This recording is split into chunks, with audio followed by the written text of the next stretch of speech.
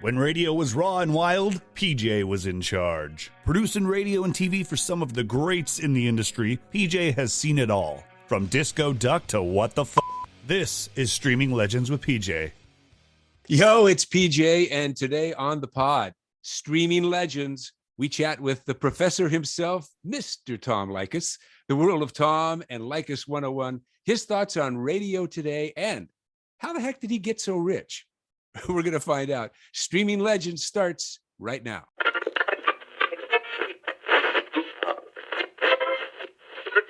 All right, well, look who we've got in studio. We have the professor himself, Tom Leykis. How are you, buddy? Doing great, Paul. How are you? I'm doing wonderful. Now, wait a minute. I can see just by looking at you, what's going on with you. You're not melting away. I know you've been dieting, but this is ridiculous, Tom. 62 pounds I've lost. Oh my God. What are you doing? How do you lose 62 pounds? Well, I wish I could say it in 10 words or less, like Nutrisystem for man, I lost 22 pounds the first month. No, it's nothing like that.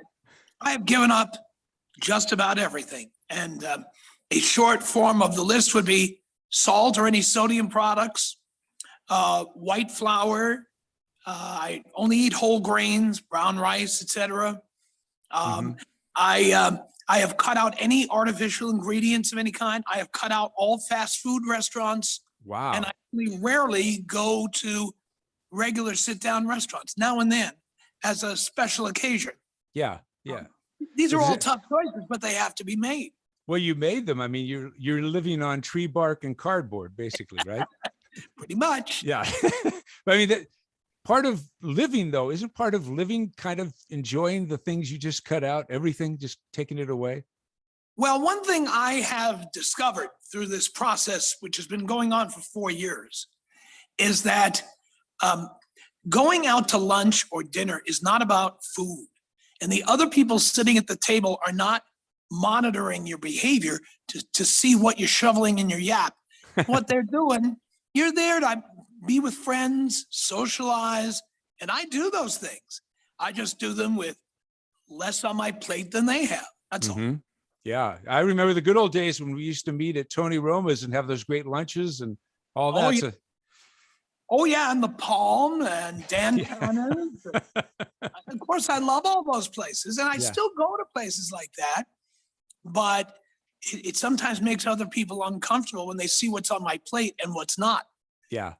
When I went to the smokehouse recently, one of my faves, I had to resist my friend taunting me for garlic toast. Of course. That iridescent garlic toast they have there. And because he ordered a full order of it, he thought we were going to split it. No, we're not. No, See, so wait a minute. You went to the smokehouse, legendary smokehouse for their garlic bread. People come from all over the country. And you didn't have one piece of that, even smelling it? You didn't have a piece? Nope. Wow. What willpower. Unbelievable. Well, I have to say also, briefly, as part of this whole thing, that giving up salt, which I completely gave up, and sodium reduces your appetite. It's not an accident that bars serve beer nuts, goldfish, and all these salty treats, because you not only drink more, then you start asking for the bar menu. Right. And the bar makes money, and that's how it's done. When you cut down on salt and sodium, you are not as hungry as you were. There's just no two ways about it. That's just it. Well, as the professor, you've now taught us a little bit about dieting. You've certainly taken yourself to a whole other level with your financial thing that you've done. You've taught yourself, and we'll get into that a little bit, how to do stocks and how to trade and invest and all that stuff. And I know that your students, your legion of students follow you, and you teach them how to invest and do all that, But just briefly, how did you teach yourself how to invest wisely? And the stock market's so crazy these days because of all the day trading. It's just nuts. Well, I made mistakes. I mean, in 1987, let's go back to the distant past. I lost a big piece of what I had already saved and invested in the 1987 stock market crash. Now, how much was that in 1987 for me? $4,000. Yeah. But $4,000 for me then was like $100,000 for me today. Of course. It was a lot. And so you learn by trial and error. I mean, this all started for me when I was in the second grade, and some local bank bribed the school management to let their guy come in and do propaganda for savings accounts. So he came in and he handed out everybody a blank passbook. And everybody was told, go home, get any amount of money from your parents, a penny, a nickel, a dollar, whatever, bring it back, fill out the deposit slip, have your parents help you, and then we will take your passbook in and enter your deposit. So I had a $5 bill that my Aunt Betty had given me for my birthday. And I brought it in and I filled out the deposit slip and I handed it over to the guy. And he was coming once a month to reinforce the idea of saving. So a month later, he came back and he had everybody's passbook and he was handing them out. And I got mine and it showed my $5 deposit, but it said my total balance was $5.02. So I said to the guy, in my 7-year-old innocence, I said, this is not right. Yeah. I only put $5 in, and it's $5.02. He said, well, the bank pays you interest. Mm. I said, Wow. wait, you're telling me you will give me money for putting money in the bank? Now, it may sound simplistic, but that is where it all started. Wow. Wow. And from there, of course, you weren't happy with the 2 cents. I mean, I know, Tom, that you own several houses. You're at a vast ranch where I'm looking out the window of your vast ranch now. And you're invested well. You've made a lot of money. So you've obviously learned other tricks too along the way with stocks and all of that stuff. Oh, of course. Well, like my next big lesson was that stock market crash in 1987. Yeah. And, I learned early on to stay away from fads, stay away from trends, stay away from Bitcoin, stay away from Tesla, and to stick to steady Eddie, reliable mutual funds and stocks, and to always be putting money away, always reinvest dividends whenever possible. Mm. And the result is, as you may remember, I haven't been doing a daily radio show since 2009. Right. And I haven't gotten a paycheck from anyone. No. And I'm living on a 20-acre estate in Santa Barbara wine country. And all my expenses are taken care of. And I never have to think about working again. But it all came from saving and investing all those years. It's just amazing. I tip my hat to you. If I had a hat, I'd tip it. But seriously, it's a great job you've done. What is the thought now? Because obviously you spent so many years in radio and from the time you were 14 on. And, you've been in the biggest markets there are. You were at KFI, you were at 97.1, the biggest stations. And so for you, the thought of you having a boss at this point would fill in the blank would be what? Well, the boss. Yeah. If the boss knows more than I do. Okay. Some do, Mhm. some don't. Right. Many don't. For me, it isn't about having a boss, because I've learned a lot from people in the radio business over my time. The thing for me is that the business is sick. Yeah. I mean, it's on its deathbed. It's sad because I grew up in radio, and every in my life I owe to radio. So people hear me saying these things about radio and they think I hate radio or I'm bitter for some reason. Why would I be bitter? I'm loving this here. Yeah. My new 85-inch flat screen, 8K flat screen is going in the living room in time for the big game. Nice. So I have nothing to be bitter about. The point is, maybe I feel like the Iceman after Frigidaire came in, or maybe I feel like the stagecoach driver after the city bus company was founded. Yeah. Radio has had a good long run. I mean, this year stations like KDK in Pittsburgh and WGY in Albany, New York, and I think KFI, they're all celebrating their 100th anniversary. So Yeah.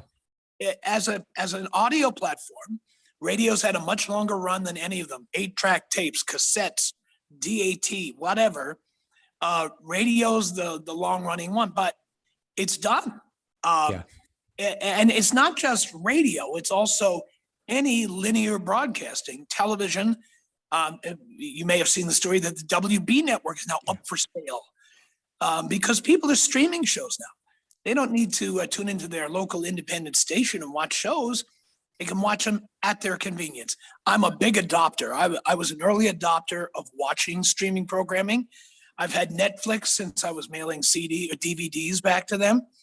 And so, people want to press the play button and have the show start when they get there. That they do not want to have to make an appointment. We used to have something in radio called appointment listening, Right. where people would actually make an appointment to make sure to, like for me, being there at 3:00 in the afternoon when we started, because they wanted to hear what I had to say on a given day. It's not like that anymore. It's changed for not just me, but for everybody. Nobody wants to tune in the middle anymore. Nobody wants to miss half the show anymore, and they don't have to. And radio stations are putting out all their shows. It's a la podcasting, which I think is cannibalizing what they have left of being live, or in some cases, if you're lucky at this point, having local programming, by making it available to listen 24 hours a day. Why will anyone make an appointment to listen to your radio station? It's like these TV stations that they tease the news, or they actually give you the story on Twitter, a little mini video of a story coming up on the 6:00 news. Why would I sit around waiting for the 6:00 news to come on? It's the whole broadcasting business. And the people who are on the air, many of them are in denial that this is happening, because many of them I'm 65. Many of them are 50 or 45. They're not ready to retire to their ranch or anything like that. They need to work. And so many of them are in denial. Kind of, we need to have a Don't Look Up for the broadcasting business. If you saw the movie Don't Look Up on Netflix. Yes. We need an event, maybe a comet, to hit some radio stations. So people understand this is where it's going. Well, definitely, this is where you're so right. Content has changed. Consuming content has changed, and the way we want to look at it is totally different than it was. So as the radio stations scurry to try to figure that out, and to TV stations the same, back in the day, you figured out, this is going back to like KFI, you were doing one type of show and you had some edges of what you took to 97.1. But I think you understood then, and correct me if I'm wrong, that you had to spark up the content, and you had to get things going. And your whole idea of 97.1 and teaching men how to get laid and teaching women how men think, to me, is an example of what you do with content these days to get people to listen. You've got to spark them and get them enthused to listen to you.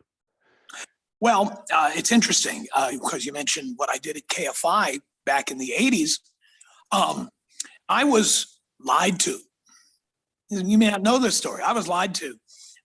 When I signed at KFI, they told me I had to do 6 days on the air, Monday through Saturday. Okay. And they told me that don't worry about Saturday, because you can, if you want to, you can syndicate the Saturday show. And I said, okay, great. So I signed. And then when I came in, I had an agent and I had a syndication concept ready to go. And they said, well, that's not in your contract. You can't do that. And so, for 2 years, I had to do 6 days a week with no apparent benefit to me.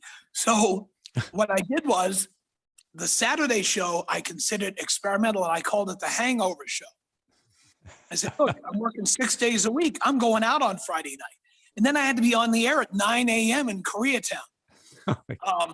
So many days I was dragging when I came in. And one day, the entire topic was this, just to give you an idea of what the early germination of my 97.1 act was. Okay. I got in at the last 30 seconds before we had to crack the mic. And so I had to think fast. What am I going to do as a show here? So here's what I said. I went on KFI, audience largely 55 and over. Mm-hmm. And I said, I could lie to you and tell you that I had a flat tire, or tell you, like everybody in LA does, I got caught in traffic. What traffic is there on 3rd Street, 9 a.m. Saturday? There isn't any. I'm not going to lie. I was having sex. Well, you're honest. But then it was 4 hours of screaming phone calls from old people. But there might be children listening. How do you think children got here in the first place? I'm sure you heard about that from your bosses at KFI. I don't think they listened on Saturday morning, so I got away with a lot that I wouldn't get away with Monday through Friday, and so that was the beginning of what later became the FM show. Oh, that's funny. That's funny. Now, along the way, obviously, you kind of slanted it towards men, but women. You had a lot of women listeners, and still do. Oh yeah. But did you get a lot of hate mail from women about trying to teach men how to get laid and how to spend less money on them? I think one of your things was never spend more than $40 on a woman. Correct, ever. And if she really loves you, she'll never figure out that that was a cubic zirconia ring. Okay. Really loves you, she will not take it in to have it evaluated. So why spend $10,000 on an engagement ring? Why do that? Were you serious about that? I mean, because if you give somebody you love a ring and then they cherish it, and then 15 years later it gets chipped or gets loosened, they take it in and the jeweler says, but this ring is like cubic zirconia and it's not worth anything. Yeah, but the idea of it is, if you love me, you don't care how much that ring cost. You cherish the ring because I gave it to you and asked you to marry me. Right. So you're now exposing yourself as the gold digger you truly are. And in your heart of hearts, do you believe women are gold diggers? Those who can do. Okay. Those who can't carry big purses, get their nails done regularly, and they go to Weight Watchers, but they never lose the weight. Attractive women are gold diggers. The kind of women you want to date are gold diggers. The women you don't want to date, the nice girls with the round faces, who people always say, she has such a beautiful face. They are not gold diggers because they can't be gold diggers. They have nothing to sell.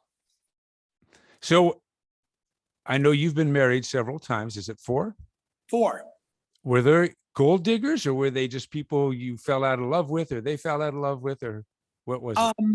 Well, to be honest, my first marriage, we had an agreement before we got married that we were not going to have kids because, as everybody knows, I don't want to have kids. Right.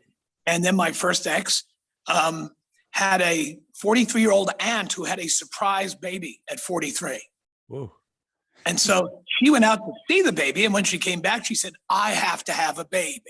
Oh. I said, but we have an agreement. We talked about this. No, I'm sorry. A woman has a right to change her mind. I said, well, so does a man. And 6 weeks later, I was out. Really? That fast? You just checked out? That was it? She didn't indicate that she was interested in negotiating or discussing. The decision was made. That doesn't happen with me. Nobody makes the decision without me. Right, right. So you hammer all that out in advance. And is it in writing or just kind of a oral agreement? Well, when I was 18, so I couldn't afford to hire a lawyer. But, I mean, look, she was honest enough to tell me when she changed her mind. And she did change her mind, but I didn't. And so that was just not a tenable situation. I had to get out of there. Right.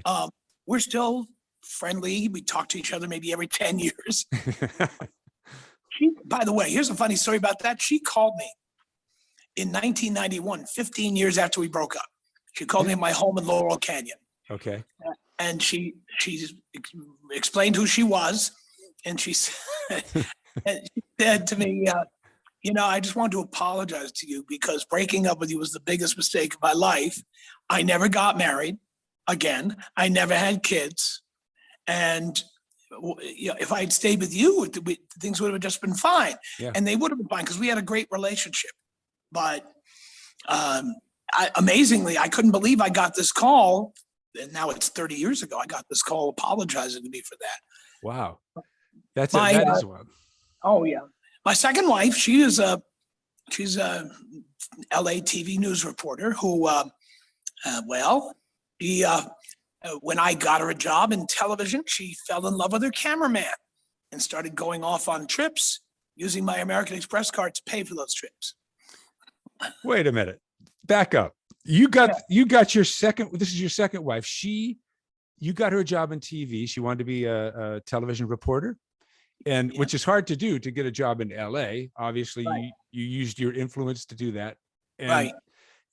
then at what point did she fall in love with her cameraman and start using your card, and you started seeing bills coming in saying, you know, Yeah. we're in Solvang or wherever we are? And Well, we lived in Phoenix before I moved to LA to work at KFI. okay.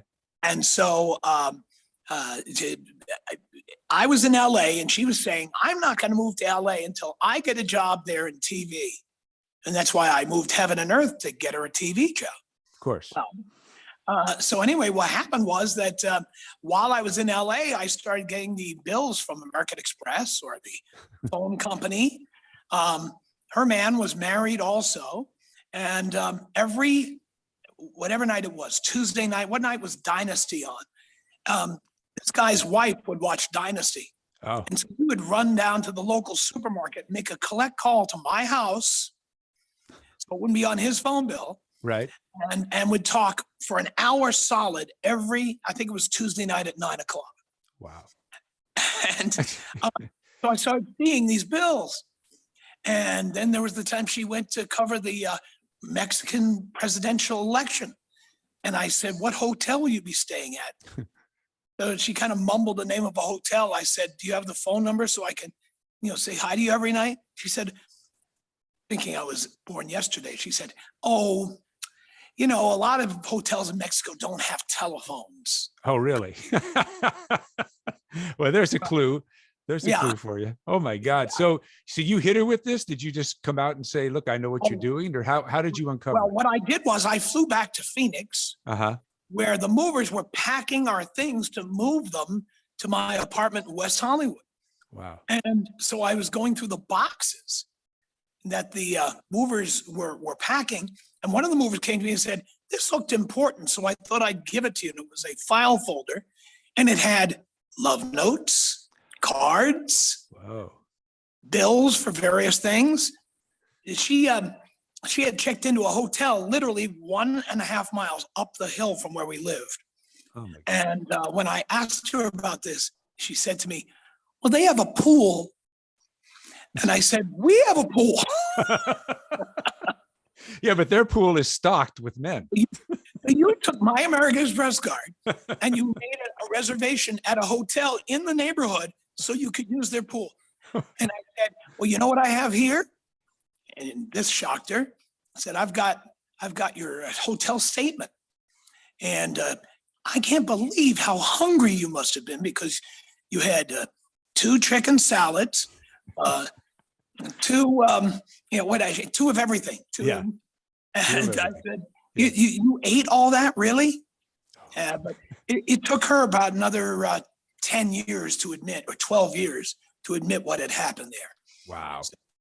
So all of these, you get a life lesson out of every one.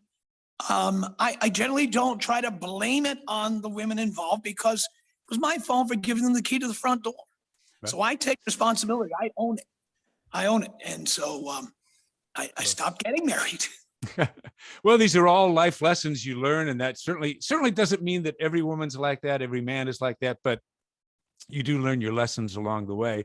And you've spent a good portion of your radio career teaching people the do's and don'ts from your own experiences. And judging by the number of people that follow you and have followed you throughout the years, they appreciate it, And what was the one thing to you when you made the jump to 97.1? Was there something in particular in your head that, it's Howard Stern was there, this and that said, I have to ramp this up now, or I'm allowed to ramp this up now?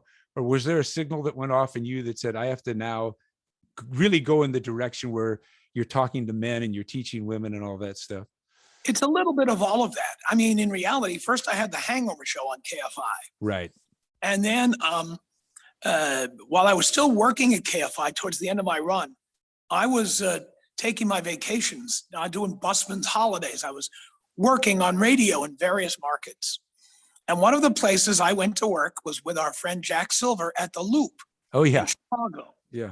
I went there and filled in for all his big names, and he had superstars in their prime.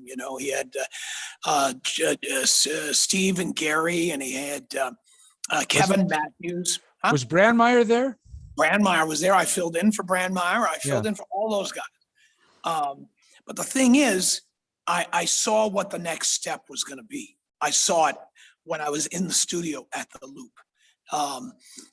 Between all the other things I had experimented with at KFI, and then this visit to the Loop, I was ready to do what we did starting in 1997. I was ready for that.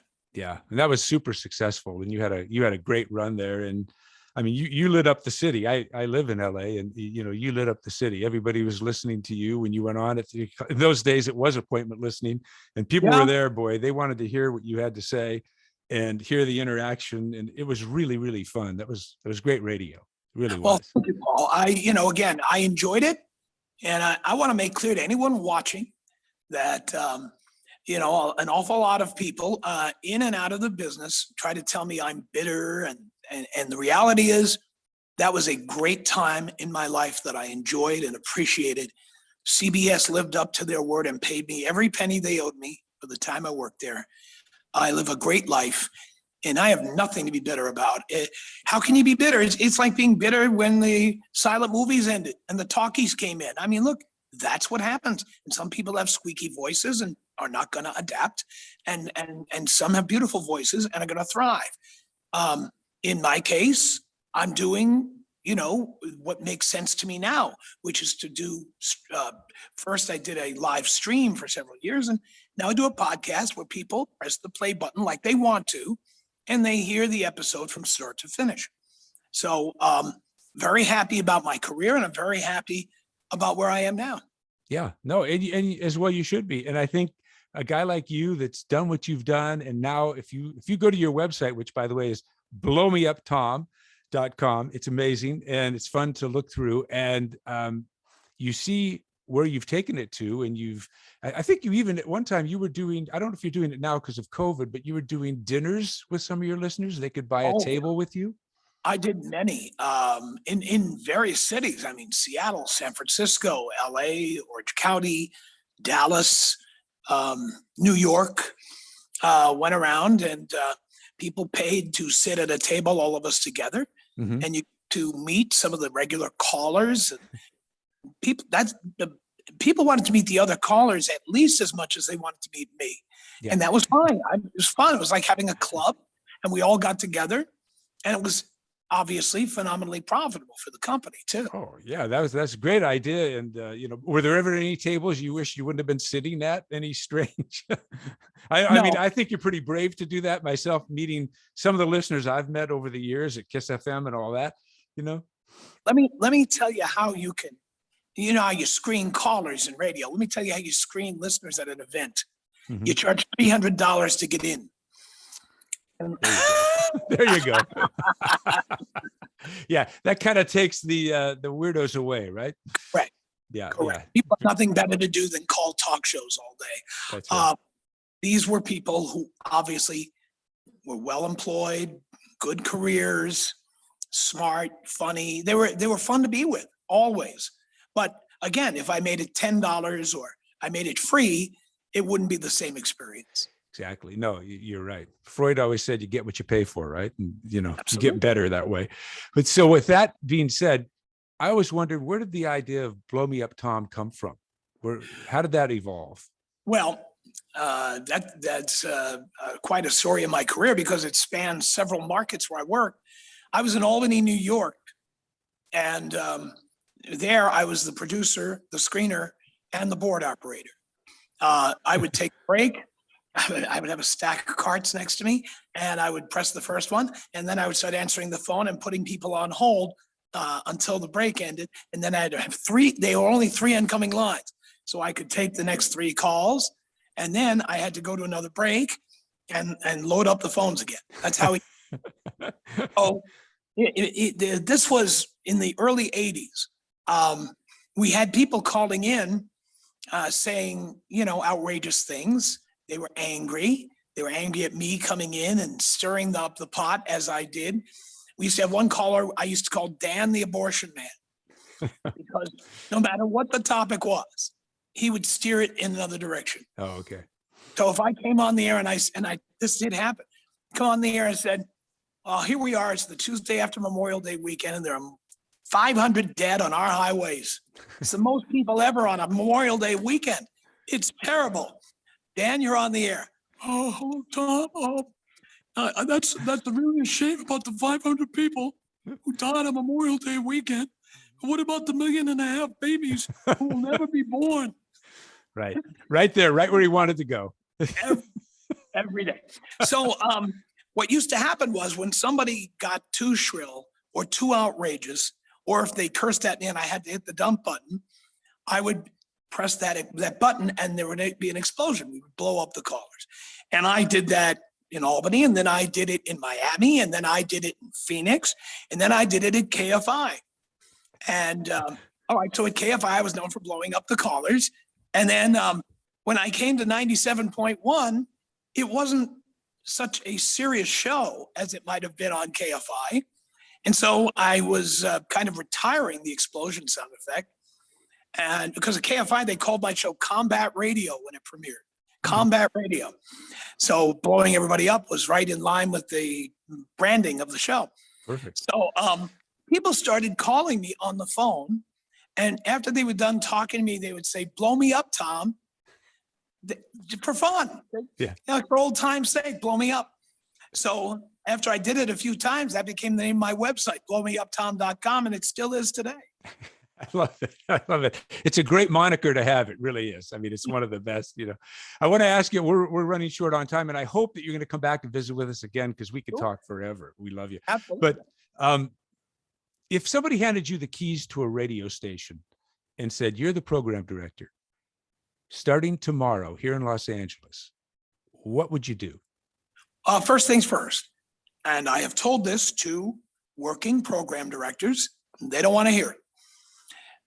You have to concede that time has passed, and you have to take off anything on the air that you can get on a smartphone, anything.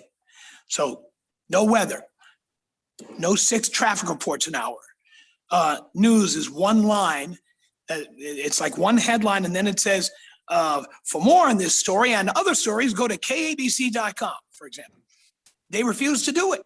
Mm-hmm. And these radio stations are cluttered. They sound like radio pinball machines with sponsorships. We call them billboards for every single thing. Everything has a sponsor. And that's why they won't take traffic reports off the air, because they don't want to lose those sponsorships. Even though if you live in Southern California, when's the last time you turned on a traffic report that reported the traffic where your car was located? Yeah. It doesn't happen. Having a home in the Hollywood Hills, I can't tell you how many times I turn on KNX and I hear a traffic report from Rancho Santa Margarita, a place I haven't been in 20 years. I mean, I'm not 25, so I can only imagine if I were 25. I am not going to wait until KNX gets around to giving me a traffic report, or KFI or KABC. I'm going to go to Waze or Google Maps and get the traffic for exactly where I am located. Right. And unfortunately, the stations move very slowly. Another thing I would do, obviously, I would put more local content on. And the reason stations don't do that is because they're all broke. Yeah. They're all broke. We in Los Angeles, 2 of the top 3 radio broadcasting companies have been through at least one bankruptcy. One talk radio station hasn't made a profit in over 10 years. 10 years. Wow. And if they continue having a lineup with the same junk on, right-wing anti-vaxxers, right-wing Trump supporters, right-wing QAnon adherents. Has anyone at these radio stations ever looked around in Southern California? Our governor is Gavin Newsom. Our mayor is Eric Garcetti. We have 2 Democratic senators. We're a high tax location. Maybe you put on a talk radio station that has a variety of opinions rather than one. And as far as music radio is concerned, it's time to stop with national playlists, which so many of them do. And it's time to start looking into what music people in, like, say, Southern California are listening to. One of the things that radio stations it's been kicking and screaming, they have a very hard time accepting it, is that Los Angeles is a Hispanic market and Orange County is increasingly a Hispanic dominant market. And yet, it's the same music being played all the time. The oldies stations playing the same oldies. The rock stations playing the same artists. K-Rock is dead, below a 2% share of the audience. So it's time they looked around the real atmosphere in our community and tried doing things that people who live in LA are interested in. Mm-hmm. And many times I tune in, I'm not hearing that. And the final thing I would do is I would stop with these appearances that make you look small. And one example of that is when a radio station puts a tent in the parking lot of Spartan Final. Yeah. Two interns handing out beer koozies and nobody there to see the station. Yeah. It just makes you look small. The one thing that at 97.1, and you know about this, is that we wanted to look big. So I would not make an appearance in front of less than 500 or 1,000 people. If it looked doomed and some salesperson was pressing me really hard to do an appearance, I generally said no, and I was seen as a diva. But it was for the good of the radio station. Of course. That is why we were the city was buzzing, and that is why people were paying attention to us, because we were drawing crowds and other stations were drawing flies. Yeah. Well, all great thoughts, and I believe in a lot of what you say. You know that, and just a joy to have you on, buddy. And hopefully we can do it again soon, because I love hearing your thoughts, and you're right on in a lot of areas. And I really appreciate you coming on with us today. I know everybody enjoyed it. Thank you so much, Paul. It's a pleasure, and I will come back anytime. Thank you, Tom. And in the spirit of everything we've talked about, if you could please take us out the way we used to be taking us. Will you blow us up, please, Tom? All right, here we go.